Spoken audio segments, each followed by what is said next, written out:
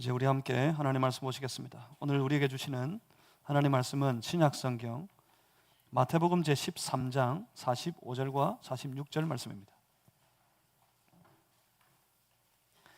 제가 가지고 있는 성경책에는 신약성경 제23페이지에 있습니다.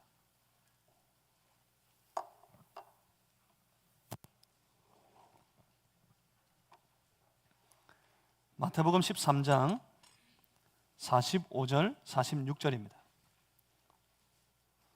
오늘 추수감사 주일 아침에 우리에게 허락하신 살아계신 하나님 말씀입니다. 우리 한 절씩 45절, 46절 두 절이니까 우리 다 같이 함께 우리 합독하시겠습니다. 함께 읽습니다. 또 천국은 마치 좋은 진주를 구하는 장사와 같으니 극히 값진 진주 하나를 발견하며 가서 자기의 소유를 다 팔아 그 진주를 사느니라. 아멘. 제가 잠시 기도하고 함께 하나님 말씀 받습니다. 좋으신 아버지 하나님, 오늘 추수감사 주일의 아침에 주의 백성들이 주를 향해 드릴 감사의 마음 가지고 주님 앞에 나와 엎드립니다. 우리 가운데 임재하여 주시고 우리 가운데 말씀해 주셔서 우리를 사랑하시는, 그래서 오늘도 하늘의 큰 은혜를 베푸시고 하나님의 기뻐하시고 온전하신 뜻을 우리 가운데 선포하시니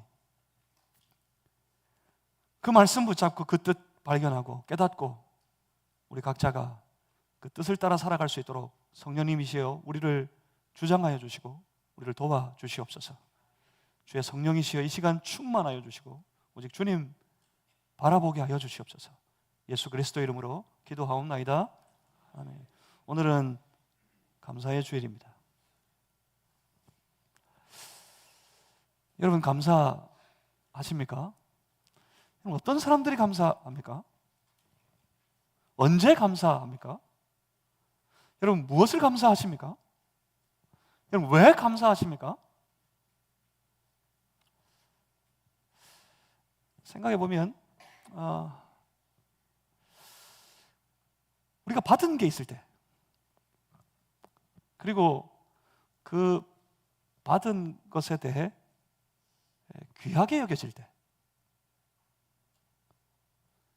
그 귀한 것을 나누어 주거나 베풀어 주고 전해준 그들에게, 그리고 그 받은 귀한 것에 대해서 감사합니다.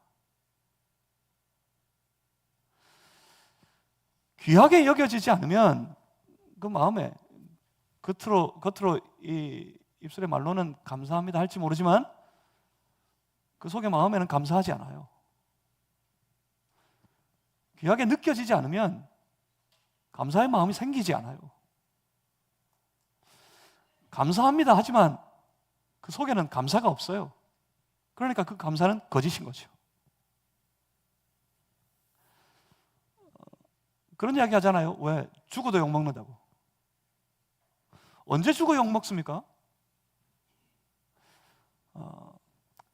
일전에 그런 뉴스들을 종종 접하고 들었습니다.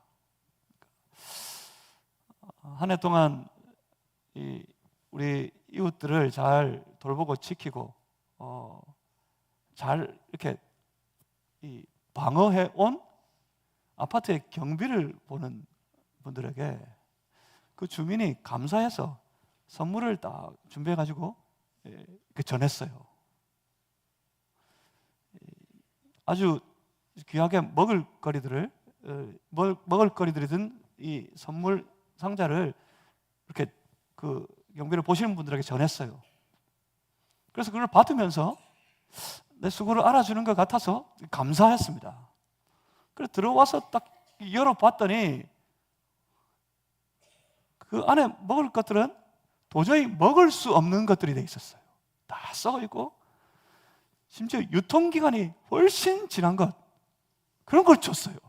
자기는 못 먹겠으니까 이거 버리기는 아깝고 자기는 못 먹겠고, 그래서 냅다 이거 드세요 하고 전해줬어요.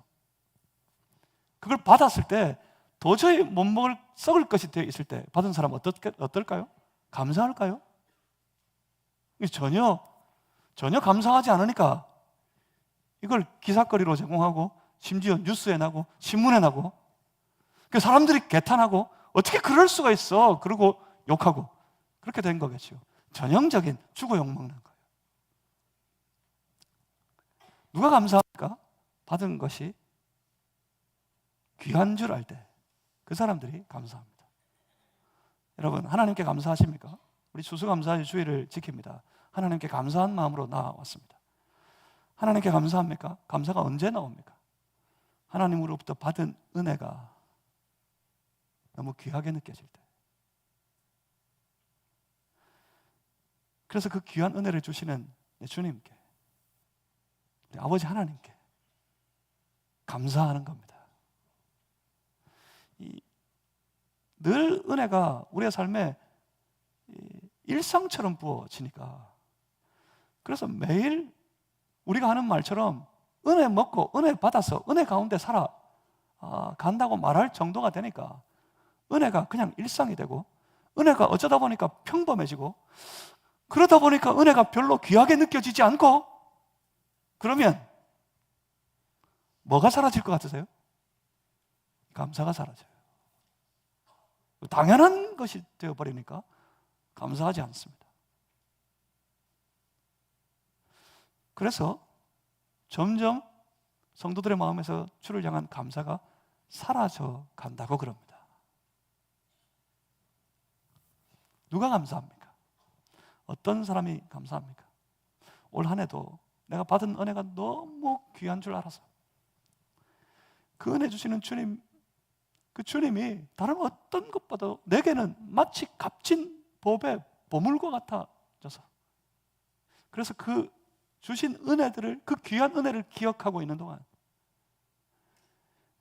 그 은혜를 주시는, 늘 놀라운 이 귀한 값진 은혜를 부어주시는 내 주님을 기억하고 있는 사람들이, 그들이 삶 속에서 부르는 노래가, 그 노래가 바로 감사입니다. 주님밖에 없어요. 주님밖에 없어요. 그렇게 찬송하면서 말입니다. 사실 주님밖에 없는 줄 아는 마음, 주님밖에 없는 줄 아는 그 마음이 그 주님께 감사의 찬송을 부를 수 있는 겁니다. 베드로가 그렇게 고백했습니다. 요한복음 6장 68절에서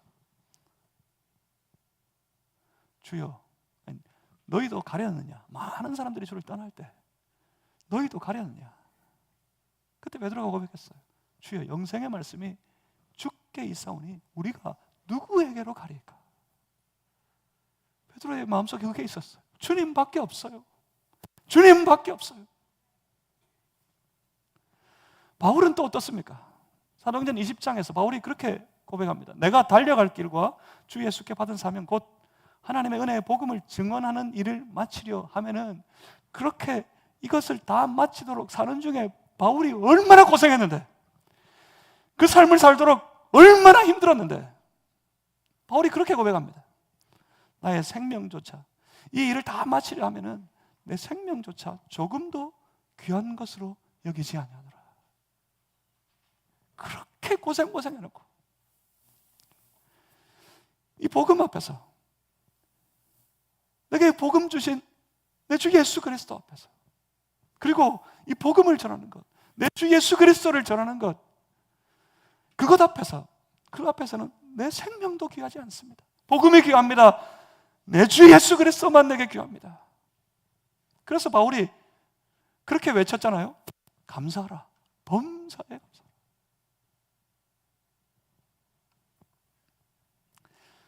하나님의 사람들은 그런 사람들입니다. 하나님의 사람들은 어느새 예수님이 보물이 된 사람들입니다. 여러분, 예수님 보물이십니까? 여러분에게 예수님이 보물이시기를 바랍니다. 하나님의 사람들은 예수님이 보물이에요. 하나님의 사람들은 그 주께서 우리에게 베풀어 주신 이 놀라운 구원이, 이 구원의 삶이 세상 어떤 것과도 견줄 수 없는 보물이 된 사람들이에요. 하나님의 사람들은요, 구원받은 주의 백성들에게 베풀어 주시는 우리 주님의 은혜가 보물인 사람들이에요. 그리고 주 예수 그리스도 그분을 믿는 믿음 때문에 그 믿음으로 말미암아 우리에게 주어진, 우리에게 허락해 주신 이 생명이 보물이 된 사람들, 그 사람들이 바로 하나님의 사람들이에요. 내가 뭐라 그랬죠? 예수님이 보물이에요. 구원이 보물이에요. 구원받은 사람들에게 베푸시는 매일의 은혜가 보물이에요. 그리고 은혜 받는 사람들이 살아가는 그 생명의 삶이 보물이에요. 이게 뭡니까? 이게 바로 하나님 나라를 이루는 것들입니다. 하나님 나라는 그것으로 이루어져 있어요. 우리 주 예수 그리스도께 다스리시고 주의 은혜로 말미암아 구원받고, 구원받은 자들은 그 나라 안에서 은혜를 누리며 그 생명, 하나님과 교제하는 그 생명의 삶을 살아가는 것, 그것이 바로 하나님의 나라예요. 무슨 말입니까? 하나님의 사람들은요, 다른 어떤 것보다 하나님 나라가 보물이에요. 하나님 나라 사는 것이 보물이에요. 세상의 그 어떤 것과도 비교할 수 없이 오직 하나님의 나라가 그 삶의 보물이 된 사람들, 그들이 바로 하나님의 사람들입니다. 여러분, 이걸 믿으십니까? 뭐를요? 하나님 나라가 우리 인생의 가장 값진 보물이 된 줄 여러분 믿으시길 바랍니다.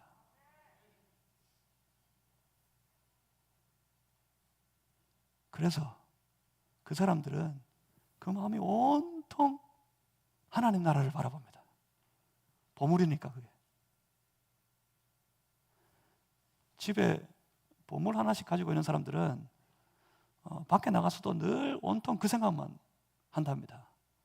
저는 평생에 그런 거 없어봐서 잘 모르겠는데, 집에 장롱 밑에, 요새도 그러는 분들이 있어요. 집에 장롱 밑에 아주 이따만한 금두꺼비 하나 딱 고이고이 모셔놓은 사람들은 밖에 나가 다니면서 친구들하고 놀 때도 늘 그 생각만 해요. 혹시 누가 와서 도둑질해 가지 않을까? 혹시 그게 사라져버리지 않을까? 늘 그 생각해요. 집에 이따만한 금두꺼비 하나씩 딱 숨겨두고 사는 사람들은요, 밖에 나가서 마음이 든든하대요. 든든하대. 참 모습은 남루하게 다녀도, 왜? 내 집에 가면, 나는 겉으로 볼 때 이래도 내 집에 가면 당신들한테 없는 이따만한 금두꺼비 하나 있다. 그래서 마음이 든든하게 살아간대요. 늘 그 생각만 하는 거예요. 하나님 나라가 보물이에요. 그 사람들 어떨 것 같습니까? 늘 앉아나 서나 자나 깨나 꿈에서도 늘 살면서 하나님 나라 바라봅니다. 하나님 나라 생각합니다. 그 나라 살기를 원합니다. 자칫 떨어질까 봐 두려워합니다. 그래서 늘 그 나라 바라볼 때, 그래서 그 사람들은 이 생명 가운데 하나님께서 매일매일 부어주시는 하늘의 은혜가 너무 놀랍고 너무 감사합니다. 우리에게 생명 주시려고 예수님께서 지신 그 십자가가 너무 놀랍고 너무 감사합니다. 죄투성이인 날 살리시려고 전혀 죄가 없으신 그분이 죽으셨다는 것이 너무 놀랍고 너무 감사할 뿐입니다. 그리고 험하고 고통스러운 매일의 삶 속에서 주님 부어주시는 매일의 은혜를 받아 누릴 때 너무 놀랍고 너무 감사합니다. 그 은혜 때문에 버티고 그 은혜 때문에 살아갑니다. 그리고 연약하고 부족하고 아무것도 아닌 마치 마른 짝대기와도 같은 우리를 충성되이 여겨서, 전혀 충성스럽지 못한데 마치 충성되게 여겨서 주님의 나라를 맡기시는 이 귀한 직분을 허락하신 것도 생각할 때 너무 놀랍고 감사합니다. 때로 아파가지고 요즘에 유행한 것, 독감이라도 걸려 골골거릴 때 하나님 내가 아파요. 하나님 아파 죽겠어요. 그러면서 마치 신음같이 내뱉은 그 소리조차 외면하지 아니하시고 귀를 기울여 다 들어주시고 응답해 주셔서 고쳐주신 하나님을 생각할 때 너무 놀랍고 너무 감사합니다.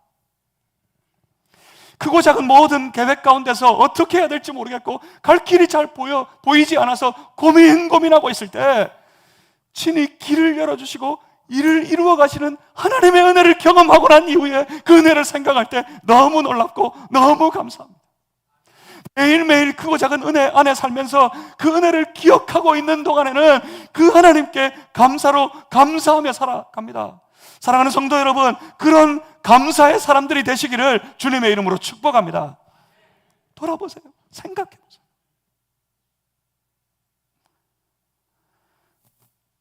하나님의 백성이 되어서 하나님 나라를 살아갈 때 매일매일 베풀어 주신 그 은혜를 돌아보세요. 생각해보세요. 그 하나님께 그저 감사할 것밖에 없습니다. 하나님 나라가 보물인 사람들,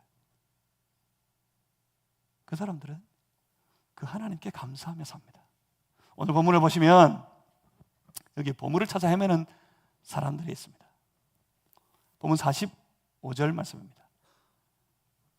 45절에 또 천국은 마치 좋은 진주를 구하는 장사와 같으니, 또 천국은 마치 무엇과 같다. 지금 천국, 하나님의 나라를 비유로 말씀하시는 중인 것을 기억할 필요가 있습니다. 이 본문의 말씀은 바로 앞에 44절 말씀하고 아주 비슷해 보입니다. 그래서 44절과 45, 46절을 쌍둥이 비유다라고 말하기도 합니다. 그런데 44절과 45절, 6절 말씀을 비교해 보면 사실은 그 구조가 완전히 다릅니다. 44절은 천국을 보화에 비유합니다. 45절 이하에서는 천국은 뭐예요? 천국은 마치 무엇과 같다? 장사와 같다. 장사하는 이 사람과 같다. 이 사람 뭐 하고 있는 사람입니까? 바로 그 보화를 구하고 찾아다니는 장사입니다. 좋은 진주를 구하고 있는 장사와 같아요. 이 비유의 말씀을 이해하려면 이 비유가 무슨 비유라고요? 천국 비유, 하나님 나라 비유입니다. 그러니까 이 비유에서 말씀하고 있는 천국이 뭔지, 하나님 나라가 뭔지를 이해해야 되겠습니다.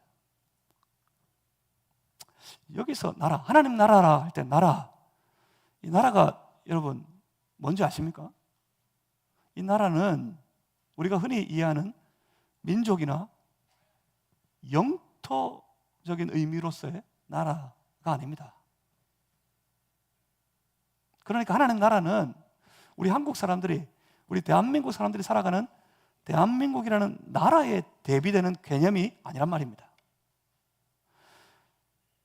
대한민국을 사느냐, 미국을 사느냐 이런 게 아니라고요. 여기서 하나님 나라, 이 하나님 나라는 우리가 살아가는 영적인 세계를 의미합니다. 영적인 삶의 영역을 의미합니다. 그러니까 하나님 나라에 대비되는 것, 그건 대한민국 아니면 미국 이런 나라가 아니라 하나님 나라에 대비되는 건 바로 세상입니다. 세상 나라. 하나님 나라와 세상이 대비되는 겁니다. 그러니까 그때 나라는 지리적인 영토의 개념이 아니었습니다. 뭡니까 그러면? 하나님의 나라는 질서의 개념입니다. 이 하나님의 나라를 어렵게 길게 설명해 보지만 딱 요약해서 줄이면 질서예요, 질서. 나라는 질서입니다. 여기서 나라는. 그러니까 어떤 질서를 통해 세워가느냐, 그게 나라를 결정합니다. 세상에, 이 땅에 이루어진 영토적인 개념의 나라는 혈통을 따라 어디서 났느냐에 따라서 결정돼요. 한국 부모 밑에서, 특별히 한국 아버지 밑에서 한국 땅에 태어나 살아가는 사람은 한국 국적을 가졌어요. 저 미국 땅에서 태어난 사람은, 사실 미국은 속지주의 국가이기 때문에 부모의 혈통에 상관없습니다. 미국 영토 안에서 태어나기만 하면 미국 국적을 부여합니다. 그렇게 거기서 그 땅에서 태어나서 자라면 그 땅 사람이 돼요. 그 땅 국적이 돼요. 근데 하나님 나라는 그리고 세상 나라는 어떻게 구별됩니까? 어떤 질서에 속해 살아가느냐, 그것을 따라 구별됩니다. 세상에 주관하는 권세, 곧 악한 영들에게 붙들려서 악한 영들의 질서를 따르는 영적인 모든 삶의 인생, 모든 세계가 바로 우리가 부르는 세상입니다. 악한 영들의 질서를 따라 그 악한 영들의 종, 죄의 종이 되어 살아가는 모든 인생의 영역, 그게 바로 세상이라고요. 이것에 비해서 하나님의 나라는 하나님의 통치의 질서를 따라서 하나님의 다스리심에 순종해서 살아가는 삶의 모든 영역, 모든 인생을 바로 하나님 나라라 그러는 거예요. 그러니까 우리가 하나님의 자녀, 하나님의 사람들이라면 우리는 어디를 살아야 됩니까? 하나님 나라를 살아야 됩니다. 우리가 하나님의 사람이라면서 저 세상의 질서를 따라 세상 방식으로 막 살아간다면 우리는 저 세상 속에서 마치 불법 체류자가 되는 겁니다. 한국 국적을 가진 사람이 아무런 허락도 없이 가만히 미국 땅 가가지고 6개월 이상을 거기서 살면 뭐가 돼요? 거기서 불법 체류자가 돼서 발각이 되면 추방당합니다. 하나님의 사람은 하나님의 다스리시는 질서를 따라 살아가는 그 모든 인생이 바로 하나님의 사람인데, 하나님의 사람들은 그 하나님 나라를 살아야 돼요. 하나님의 다스리심 속에 하나님의 질서 가운데 살아야 돼요. 세상 질서를 살면 불법 체류자라니까요.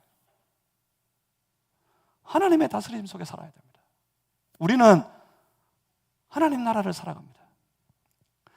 우리는 세상을 살지 않습니다. 우리는 우리가 살아가는 모든 삶의 영역을, 우리가 사는 모든 세계를 하나님 나라가 되게 해야 합니다. 여러분, 모든 인생이 하나님 나라가 되게 해야 합니다. 그런데 보십시오. 이게 하나님 나라, 이게 천국이에요. 그런데 본문을 보십시오. 45절 다시 봅니다. 천국은 마치 무엇과 같다고요? 그 하나님 나라는 마치 좋은 진주를 구하는 장사와 같다 합니다. 이 장사는 좋은 진주를 찾아다니고 있습니다. 그 어디를 봐도 없어요. 그 어디를 봐도 이게 진주다, 여기 진짜 진주가 있다. 그래서 쫓아가 봤더니 전부 가짜예요. 전부. 값지고 보배로운 진주를 찾기 위해서 이 사람 온 땅을 누비고 있습니다. 간절한 마음으로, 정말 절절한 심정으로 그 값진 진주 찾기 위해서 온 땅을 헤맵니다. 그러다가 어느 날 찾았어요. 드디어 발견했어요. 그래서요, 46절 말씀을 보십시오. 46절에 극히 값진 진주 하나를 발견하며 가서 자기의 소유를 다 팔아 그 진주를 사느니라. 이 사람을 보십시오. 온 땅을 헤매보아도 좋은 진주가 없었어요.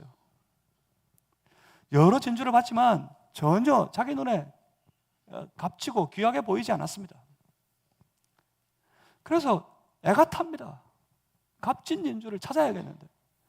그런데 어느 날 찾았습니다. 이 사람의 눈에 참 값지게 보입니다. 심지어 뭐라 그래요? 그 진주가 극히 값진 진주였어요. 그 진주를 얻기 위해 그는 돌아갑니다. 돌아가서 자기의 모든 소유를, 자기가 그동안 모아왔던 모든 소유를, 그게 이 진주보다, 이 극히 값진 진주보다 전혀 귀하게 보이거나 좋아 보이지 않아서, 값지게 보이지 않아요. 가치가 없어요. 이거 다 팔아버려가지고, 이거 다 팔아서라도 그 극히 값진 진주를 사야겠어요. 그래서 다 팔아버렸습니다. 그동안 구한 모든 것들을 팔아버렸습니다. 그 모든 것들을 팔아서라도 구하고 싶은 극히 값진 진주를 발견했기 때문입니다. 여러분, 이런 사람들이 있습니다. 바로 이런 사람들. 세상을 헤매봤어요. 이리저리 다 헤매봤어요. 거기서 만족을 누리고 거기서 안락한 삶을 살고 싶어서 온 세상을 다 헤매봤습니다. 세상이 요구하는 질서를 따라서 때로 적당히 속이고 적당히 짓밟고 때로는 아주 거칠게 때로는 아주 비겁하게, 그러면 안 되는 줄도 알지만 이게 어쩌면 죄일지도 모르지만 세상의 질서가 그 사람에게 요구하는 것이니까 그 사람은 그 세상을 따라 살았습니다. 에베소서 2장 2절에서 이렇게 말씀합니다. 그때 너희는 그 가운데서 행하여 이 세상 풍조를 따르고 공중의 권세 잡은 자를 따랐으니 곧 지금 불순종의 아들들 가운데서 역사하는 영이라. 전에는 우리도 다 그 가운데서 우리의 육체의 욕심을 따라 지내며 육체와 마음에 원하는 것을 하여 다른 이들과 같이 본질상 진노의 자녀이었더니 악한 영들의 권세에 붙들려서 죄의 질서를 따라 세상의 악한 풍조, 세상의 풍조를 따라 사는 본질상 진노의 자녀였던 사람, 마치 죄성이 사단에게 붙들려서 죄의 종노릇하며 살아갈 때, 그럴 때 하나님과 원수되어져서 아주 진노의 자녀, 근본적으로 진노의 자녀로 살았던 이 사람들, 그들이 어느 날 그 인생 가운데 그를 메고 있는 사단의 권세, 죄의 모든 사슬이 다 끊어지는 놀라운 경험을 하게 됩니다. 바로 예수님을 만난 겁니다. 죄에 매여서 본질상 진노의 자녀였던 그런 사람을, 그런 나를, 그런 우리를 예수님께서 찾아와 만나주셨고 예수님께서 사랑해주셨고 내 모든 그 죄악들을 예수님께서 다 대신 지시고 날 살리려 십자가에 죽으셨습니다. 십자가에 그가 나 대신 죽었답니다. 그 주님의 놀라운 대속의 사역을 내가 믿었을 때, 주님의 그 놀라운 구속의 은혜를 내가 받아들이고 내가 그 주 예수 그리스도를 믿게 되었을 때 어떤 일이 벌어졌습니까? 에베소서 1장 7절에서 정확하게 그렇게 말씀합니다. 그의 피, 예수 그리스도의 피로 말미암아 우리는 어떻게 됐어요? 속량 곧 죄사함을 받았느니라. 죄사함을 받았어요. 여러분, 이 사람은 어떻게 됐겠습니까? 죄에 매여서 세상에 뭐 있는 줄 알고 세상의 질서를 따라 아무리 찾아 헤매봤지만 거기서 값진 것 하나도 찾지 못했는데 어느 날 예수님 만나서 그 죄의 사슬 다 끊어지고 죄 사함을 받고 난 이후에 여러분 어떻게 됐습니까? 죄 사함을 받고 난 이후 이 사람은 더 이상 세상이 값지게 보이지 않습니다. 세상이 뭐예요? 악한 영들의 질서를 따라 살아가는 삶, 그게 세상이라고 그랬어요. 저 악한 영들을 따라 살아가는 저 세상의 질서 속에 사는 게 전혀 귀하지 않아요. 전혀 즐겁지도 않고 전혀 기쁘지도 않아요. 이 사람은 그렇게 돼버렸어요. 예수 그리스도를 만난 후 그는 주의 다스리시는 하나님의 나라가, 그 하나님 나라 가운데 살아가는 그 삶이 그 무엇보다도 값지고 그 무엇보다도 귀한 보배, 보물, 값진 진주와 같이 되어버렸습니다. 그 사람들에게 하나님의 나라가 바로 오늘 이 본문에서 이 장사가 그렇게 찾아 헤매고 다니고 있는 극히 값진 진주입니다. 그래서 그의 온 마음은 오직 그 하나님 나라에 쏠려버립니다. 하나님 나라가 극히 값진 진주가 됐으니까 마음이 항상 거기를 향해 기울여 있어요. 그 하나님 나라에 마음이 쏠려 있어요. 마태복음 6장 21절에 말씀하는 것과 똑같아요. 네 보물이 있는 그곳에 네 마음도 있다. 이 말씀은 하나님 나라 위해서 마음껏 보물 바쳐라 하는 말씀이 아닙니다. 이 말씀은 너의 보물이 어디 있느냐에 대한 말씀이에요. 땅이 너의 보물이냐, 저 하나님 나라가 너의 보물이냐에 관한 말씀이에요. 만약 보물이 땅에 있으면 이 사람 마음은 땅에 가 있어요. 만약 보물이 저 하나님께, 하나님 나라에 있으면 이 사람 마음은 저 하나님 나라가 있어요. 네 보물이 있는 그곳에 네 마음도 있다. 여러분 마음 어디에 있습니까? 여러분에게 과연 무엇이 보물입니까? 그 극히 값진 진주를 발견한 그 사람이 그래서 그 사람이 소유한, 이전에 소유했던 모든 것들을 다 팔아버렸어요. 그거 다 팔아야 이거 살 수 있겠습니까? 이 사람 그걸 다 팔아버렸습니다. 이전에 좋아 보여서 차곡차곡 쌓아두었던 모든 것들, 이전에 귀하게 여겨져서 그가 쌓아두었던 모든 자신의 소유를 이 사람 다 팔아버렸습니다. 세상의 것, 세상에 가치 없는 것들, 이것이 가치 없는 것인 줄 깨닫게 되는 순간 그것을 다 팔아버렸어요. 무엇 때문에요? 무엇을 얻으려고요? 그 하나님 나라, 그 법의 그 보물, 하나님의 나라를 얻기 위해서 말입니다. 사랑하는 성도 여러분, 여러분은 무엇을 팔아버리셨습니까? 여러분 돌아보십시오. 여러분 곰곰이 생각해 보십시오. 내 안에 과연 어떤 것들이 예수를 만나고 난 이후에 내게서 멀어졌습니까? 여러분 이전에 우리가 살아가던 하나님 나라를 발견하기 전에, 하나님 나라를 살아가기 전에, 이전에 그렇게 귀하게 여기고 살아가던 그 이전의 삶을 여러분 청산해버리셨습니까? 아직도 혹시 그렇게 살고 있지는 않습니까? 우리 자신의 삶의 모습을 돌아보고 다시 처절하게 주님 앞에 엎드리고 우리가 청산해야 될 것, 팔아서 버려야 될 것, 그러한 것들이 아직 남아있다면 그 모든 것들을 우리 주 예수 그리스도 안에서 다 벗어버리는, 다 팔아버리는, 다 청산한 그런 성도들 되시기를 주님의 이름으로 소망합니다. 자, 생각해 봅시다. 그 사람들, 그 극히 값진 진주를 발견한 사람들, 그래서 자신이 쌓아두고 있는 모든 것들이 다 헛되고 값어치 없는 것인 줄 깨닫게 되어서 그 헛되고 값어치 없는 모든 소유를 다 팔아버리고 그 극히 값진 진주, 이걸 드디어 가지게 된, 얻게 된 이 사람들 말입니다. 그 값진 진주를 얻고 난 이후에 이 사람들 도대체 어떻게 했겠습니까? 이 사람들 뭐 했을 것 같습니까?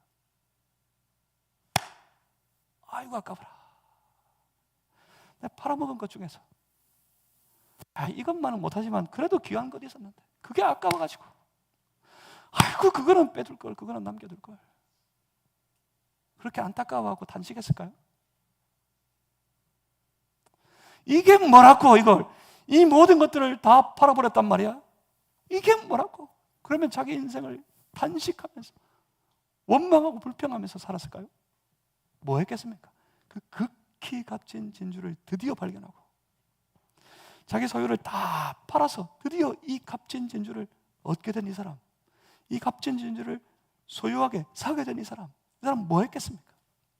그 값진 진주를 손에 들고 이 사람 뭐 했겠습니까? 그 값진 진주를 가지고 이 사람 드디어 노래 부르고 있습니다. 바로 그 사람들이 부르는 노래, 그 사람들이 하나님 앞에, 주님 앞에, 그것을 허락하신 그 주님 앞에 고백하는 그 노래, 그 노래가 바로 감사라는 겁니다.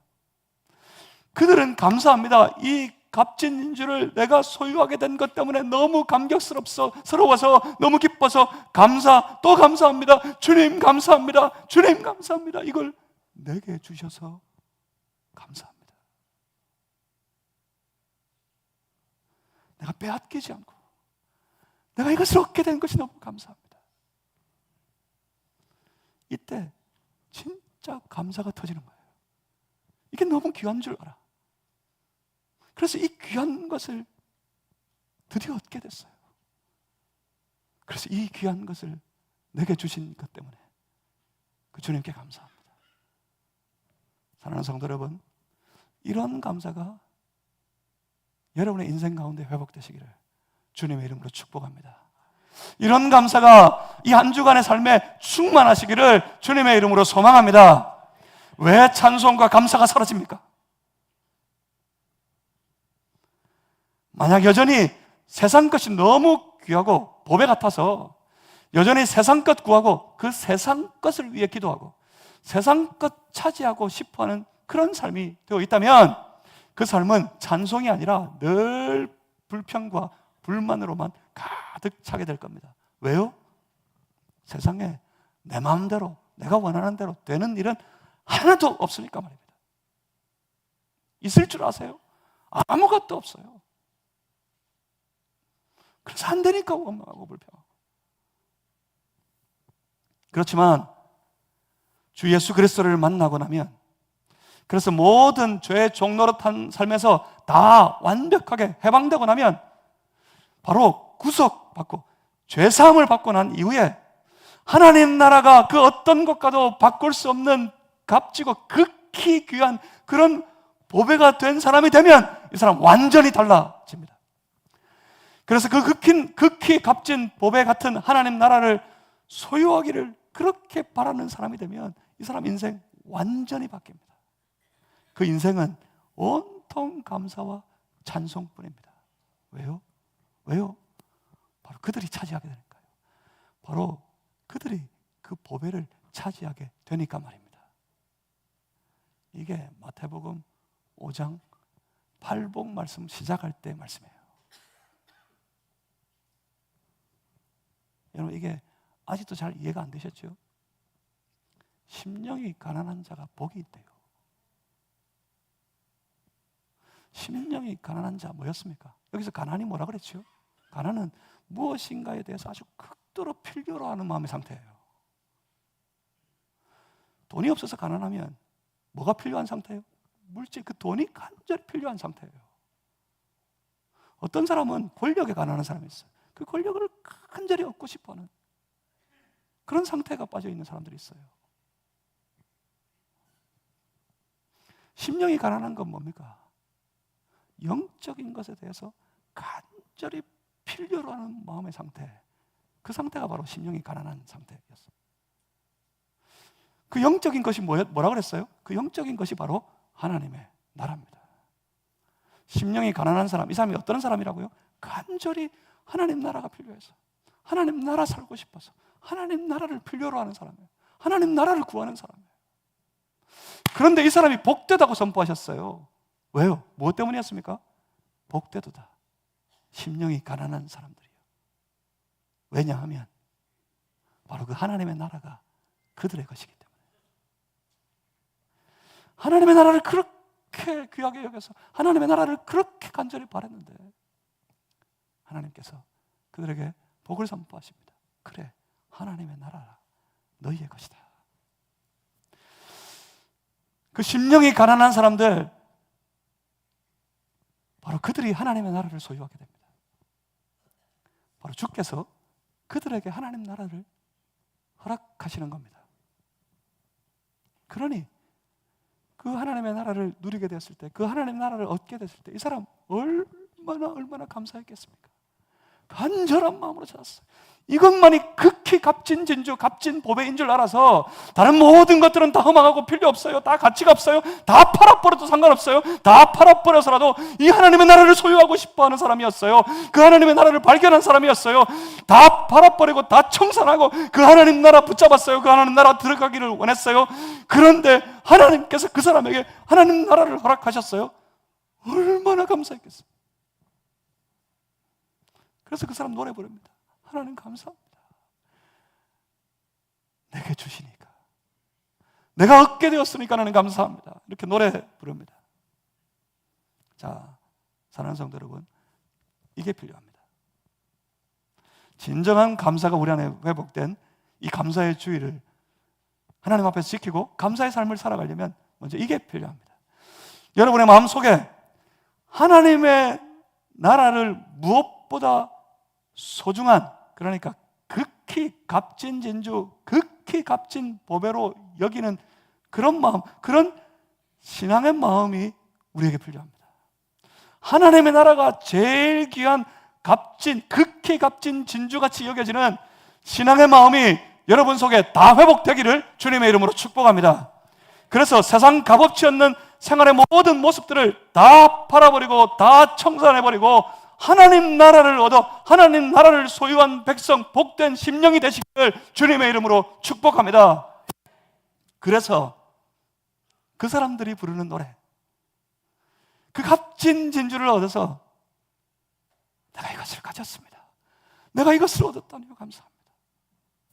그 사람들이 부르는 노래, 그 진정한 감사의 노래가 여러분의 삶에 충만하시기를, 진정한 감사의 노래가 여러분 인생 가운데 회복되시기를 주님의 이름으로 축복합니다.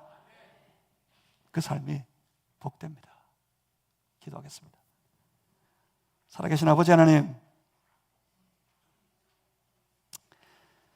저 세상 것 찾아 헤맸지만 거기에서 전혀 만족을 얻을 수 없었는데 예수님 만나고 난 이후에 극히 값진 법의 진주와 같은 이 구원의 삶, 이 하나님의 자녀로 살아가는 하나님 나라의 삶을 우리에게 허락하여 주셔서 너무 감사합니다. 이 나라가 우리에게 무엇보다 귀한 값진 법의 진주와도 같아서 이전의 모든 삶 다 청산해버리고 그 하나님 나라 살기를 원합니다. 그 하나님 나라 얻기를 원합니다. 그 하나님 나라 구합니다. 그 하나님 나라만 필요합니다. 그들에게 하나님 나라 허락하시니 우리가 하나님 나라 소유하게 되었으니 하나님 감사합니다. 하나님 찬송합니다. 그 감사와 찬송으로 살아가는 이 한 주간의 삶이 되게 하여 주시옵소서.